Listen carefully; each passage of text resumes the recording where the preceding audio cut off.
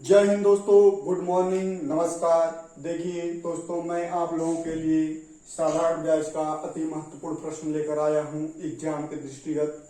तो देखिए, हमारा पहला क्वेश्चन है, उसको मैं पढ़ता हूं अच्छी तरीके से, आप लोग भी ध्यान से देखिए। कोई धन साधारण ब्याज से 30 वर्ष में तिगुना हो जाती है, ब्याज की वार्षिक दर क्या होगी? तो इसमें दिया है हमारा जो मूलधन P और A मिश्र धन 1 और ये हो जाता है 30 वर्ष में तिगुना, यानी कि हमें लाभ कितने का हो रहा है? 2 का। तो हम निकाल लेंगे, हमें दर निकालना है, तो दर बराबर R मान लेते हैं। दर R होगा तब ये हमारा हो जाएगा मूलधन गुणे दर गुणे समय बटा के 100 बराबर हमारा लाभ। हमारा लाभ कितना है साधारण ब्याज? 2। एक शून्य से एक शून्य कट गया और R बराबर हो गया 20 बटा के 3 यानी 6 सही 2 बटा के 3%। ये हमारा आंसर हो गया। तो देखिए अगला क्वेश्चन मैं पढ़ रहा हूं, फिर इसको बहुत सॉल्व करूंगा। अगला क्वेश्चन है, साधारण ब्याज की किस वार्षिक दर पर किसी धन का 10 वर्ष का ब्याज उस धन का 2 बटा के 3 गुना हो जाता है? तो देखिए इसमें दिया है, ये जो दिया है, इसमें जो ये दिया है 2 बटा के 5, ये हमारा हो जाता है लाभ, और यानी कि साधारण ब्याज, और हमारा ये हो जाता है मूलधन P। तो इसमें हमें निकालने के लिए दिया है दर मान लेंगे R। तो हमारा मूलधन कितना है? 5 और हमारा दर कितना है? R, और कितने समय में हो रहा है? 10 बटा के 100 इक्वल टू कितना हो रहा है? लाभ 2। इस तरीके से एक शून्य से एक गुना काट देंगे, 5 से इसको काट देंगे, 2 हो जाएगा। तो R बराबर हो जाएगा 4%। ये हमारा आंसर हो जाएगा। और इस तरीके से हमारा तीसरा क्वेश्चन देखिए, एक राशि साधारण ब्याज पर 10 वर्ष में दोगुनी हो जाती है, कितने वर्ष में यह समान ब्याज पर 3 गुनी हो जाएगी? तो इसमें हमें दिया है समय दिया है 10 वर्ष दिया है, और दिया है कि P और A जो है 1 है, और 10 वर्ष में P कितना हो जाता है? 2 गुना हो जाता है, यानी कि 1 का लाभ होता है। तो 10 वर्ष में 1 का लाभ होता है, और फिर इसके बाद दिया है कितने वर्ष में तिगुना हो जाएगा, यानी कि P 1 और A 3 हो जाएगा, यानी कि 2 गुना। तो इसको 2 करना है, 2 लाभ होना चाहिए, तो इसमें 2 से गुणा कर लेंगे, इसमें भी 2 से गुणा कर लेंगे, यानी कि 10 गुना के 20 वर्ष में 2 गुना हो जाएगा, 20 वर्ष में तिगुना हो जाएगा, 20 वर्ष में तिगुना हो जाएगा। 2 का लाभ और प्लस 2 का लाभ प्लस मूलधन प्लस 2 का लाभ बराबर 3, यानी कि ये मूलधन का तिगुना है, एक संबंधित 3। तो ये देखिए आप लोग अगला सवाल देखेंगे, कितने समय में किसी धन में साधारण ब्याज 5% वार्षिक दर से 40% की वृद्धि हो जाएगी? तो इसमें दिया है एक वर्ष बराबर 5% वार्षिक ब्याज है। तो 40% वृद्धि करने के लिए, तो 40% वृद्धि के लिए इसमें कुछ नहीं करना है, इसमें 8 गुणा कर देना है। 8 वर्ष बराबर ये 8 5 40, इसको 40 बनाने के लिए 8 से गुणा कर लेंगे, तो बस यही हो जाएगा 69। 8 वर्ष में ये 40% की वृद्धि हो जाएगी।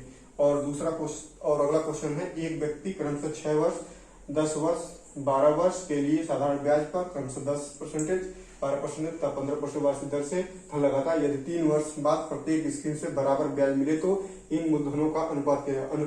ब्याज बराबर दिया है, 3 वर्ष बराबर ब्याज दिया है, तो इसमें अगर हम मान लेंगे पहले का मूलधन X है, तो इसका दिया है समय 6, और ये दिया है दर दिया है इतना, और ये कितने समय के लिए? 3 समय के लिए, 3 वर्ष के लिए इनका ब्याज बराबर है। तो बराबर, अब इसका मान लेंगे अगले का मूलधन है Y, तो ये दिया है हमारा वर्ष दिया है 10 और हमें दिया है ब्याज दर दिया है 12 और गुणे देंगे 3 बटा के 100, यहाँ से दी हुई 12 दिया है।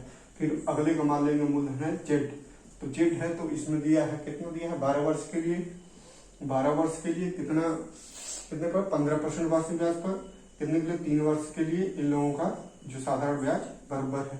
तो ये 100 नीचे है तो 100 से 100 कट जाएगा, फिर ये 3 से 3 को काट देंगे, फिर ये 3 से 2 हो जाएगा, ये 3 से 4 हो जाएगा, ये 3 से 4 हो जाएगा। तो इस तरीके से x गुणे हो जाएगा 20 और बराबर हो जाएगा y गुणे 40 और बराबर हो जाएगा z गुणे 60। तो इस तरीके से 1 0 से 1 0 कट जाएगा, ये 0 0, फिर 2 से इसको काट देंगे तो 1 हो जाएगा, ये 2 हो जाएगा, ये हमारा 3 हो जाएगा। तो x गुणे 1 बराबर y गुणे 2 बराबर z गुणे 3। अब ये अनुपात में लिखने के लिए कुछ नहीं करना, x y अनुपात z बराबर इनको बटे में लिख देंगे। यहाँ 1 है, 1 का 1 बटा के 1 हो जाएगा और संबंधी 1 का 1 बटा के 2 हो जाएगा, फिर इसका 1 बटा के 3 हो जाएगा। इनका एलसीएम ले लेंगे, एलसीएम 6 आएगा, 6 में 1 का भाग देंगे 6 आएगा, 6 में 1 का गुणा करेंगे 6 आएगा, फिर 6 में 2 को भाग देंगे 3 आएगा, 3 में 1 गुणा करेंगे 3 आएगा, 6 में 3 का भाग देंगे 2 आएगा, 2 में 1 गुणा करेंगे 2 आएगा। बस यही आंसर हो जाएगा हमारा। दूसरा क्वेश्चन था। तीसरा क्वेश्चन है, एक व्यक्ति 10,000 के एक भाग को 5% तथा दूसरे भाग को 6% वार्षिक दर से निवेशित करता है। यदि 5% पर निवेशित राशि 6% पर निवेशित राशि से प्रतिवर्ष 76.50 रुपया अधिक ब्याज दे तो 6% पर निवेशित धनराशि कितनी होगी। मतलब 6% जो निवेशित राशि से, मतलब ये 5% जो निवेशित राशि दे रहा है, ये 6% जो निवेशित राशि उससे 76.5% अधिक ब्याज देता है। तो इसमें क्या करना है, कुछ करना नहीं है, इसमें सीधे सीधे हम मान लेंगे कि जो 6% पे हम दे रहे हैं धन, वो मान लेंगे x है, तो हम 5% पे क्या देंगे 10,000 माइनस x। अब जैसे कि ये हमारा x मान लेंगे 6% पे है, तो इसी x को इसमें घटा देंगे तो 5% दिया जाएगा। तो सीधे है मूलधन, अब मूलधन पहले का मूलधन 10,000 माइनस x गुणे 5 और गुणे 1 वर्ष के लिए निकालना है, बटा के 100 होता है सूत्र के अनुसार। माइनस इसी में कह रहा है कि x गुणे 6 गुणे 1 बटा के 100 इक्वल टू यही दिया है 67.50। तो यही दिया है अंतर। अब वैसे इसको सॉल्व कर लेंगे, ये दोनों बराबर है तो इनको घटा लेंगे, तो इसमें इसका गुणा कर लेंगे तो ये हो जाएगा 5,000, ये हो जाएगा 50,000 हो जाएगा, 50,000 माइनस x माइनस 6x बटा के 100 इक्वल टू 76.5। तो इसके बाद 6 को इधर गुणा कर देंगे तो दशमलव और 1 शून्य बढ़ जाएगा, तो ये 11x हो जाएगा माइनस 11x,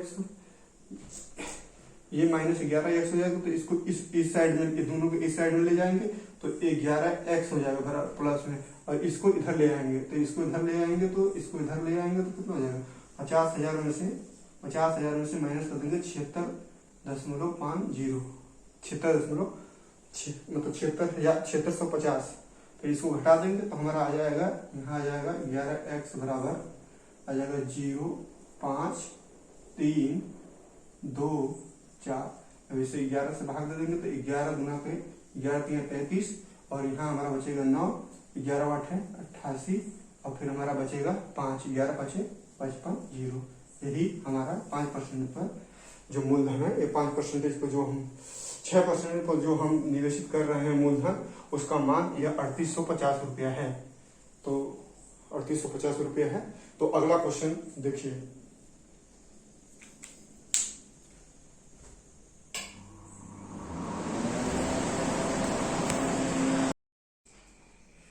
अगला क्वेश्चन हम लोग देखते हैं। तो इसमें दिया है, क्वेश्चन दिया है 2500 का 6 वर्ष के अंत में उपचित ब्याज 1650 है। इसी दर पर तथा इसी समय इसी अवधि के लिए 7875 का कितना साधारण ब्याज होगा। इसमें कुछ नहीं करना है, इसका ब्याज ऊपर लिख देंगे। इसका ब्याज, पहले का ब्याज बटा के पहले का मूलधन है 2500 और बराबर दूसरे का ब्याज बटा के दूसरे का मूलधन है 75। एक शून्य से एक शून्य काट देंगे, फिर ये 5 से इसको काटेंगे 3 3 और ये 5 बचेगा, इस 5 से इसको काट देंगे। 3 एकम 3, 3 पाँचे 15, 5 साते 35, 5 पाँचे 25। फिर इसके बाद 33 गुणे 1375 बटा के 10, ये हमारा एक शून्य बचा है 10। इसके बाद इसका गुणा करेंगे, तो इसका गुणा करेंगे 1375 में 33 से गुणा करेंगे, 3 पाँचे 15, 3 पाँचे 15, 3 सात 21, 22, 3 त्रिक 9, 10, 3 त्रिक 9, 2 11, 3 एकम 3 1 4, फिर यही आएगा 5 2 1 4, 5 7 3 5 4। अब यही हमारा ये हो जाएगा हमारा 45,375 बटा के 10, 10 एक रंग पर 10 लगाएंगे, 45 37 5, यही हमारा आंसर हो जाएगा। और ये अगला क्वेश्चन देखते हैं। सुहित ने विकास से साधारण ब्याज पर 14% वार्षिक दर से 3 वर्ष के लिए 6300 रुपया उधार लिया। उसने इसमें कुछ और राशि जोड़कर मोहित को उतने ही अवधि के लिए 16% वार्षिक दर पर साधारण ब्याज उधार देगा। 16% वार्षिक दर पर साधारण ब्याज उधार दे दिए। इस सारे लेन देन में सुहित को 1618 रुपये का लाभ हुआ। उसने मोहित को इतनी राशि उधार दिए। तो इसमें कुछ नहीं करना है, ये 14% है और ये 16% है। तो मान लेंगे कि जो सुहित ने उसको उधार दिया होगा, जो सुहित मोहित को उधार कितना दिया होगा, 6300 प्लस 100 रुपया दिया होगा, तो अब जैसे कि इससे 6300 जो है इतना रुपया दिया होगा। अब ये 6300 जो है ये, अब ये जो है इसका अंतर जो है, इसका अंतर कितना है, 2 का अंतर है, 2 गुणे 3 यानी कि 6% का अंतर है। तो 6%, 6300 का अगर हम 6% निकालेंगे, 6300 का हम 6% निकालेंगे तो कितना हो जाएगा हमारा 36 18 हो जाएगा, 6 7 36 37, यानी कि 3778। अगर 2% अगर हम बढ़ाते हैं तो इसको ब्याज और इससे ये जो अपने के लिए लिया है उस ब्याज से इसको और अधिक इतना ब्याज मिलेगा। तो लेकिन वास्तव में कितना है, ये वास्तव में है 618। इसी 618 को हम हटा देंगे 378 से, तो हमारा हो जाएगा ये 240। ये 240 हमको इसी में मिल रहा है, मतलब कि इसी में मिल रहा मतलब 16 48, मतलब कि यक्स का 48% ही ये है। तो यक्स का 48% ही है, तो इसको हम इधर कर देंगे, इससे काट देंगे, 24 गुना का 48 हो गया, यहाँ 10 बचा, 10 में 5 हो जाएगा, ये 2 शून्य हो जाएगा, यानी कि यक्स पे ही हमें ये 240 रुपया मिल रहा है 48% का। ये है 16 3 रुपये का 48 होगा, इसी का 48% 240 के बराबर है। तो उसको अगर ये समझ में आया हो और फिर ये हमारा निकल जाएगा, तो अब ये कुल धन कितना दिएगा, तो पहले वो 6300 जो उधार उससे लिया था, सुमित विकास से 6300 उधार लिया था, उसी 6300 में 500 रुपया और जोड़कर ये मोहित को देता है, तो ये 6800 रुपया हो जाएगा। मतलब मोहित को ये 6800 रुपया उधार देता है। दोस्तों यदि आपको क्वेश्चन समझ में आ रहा हो तो लाइक करिए, सब्सक्राइब करिए।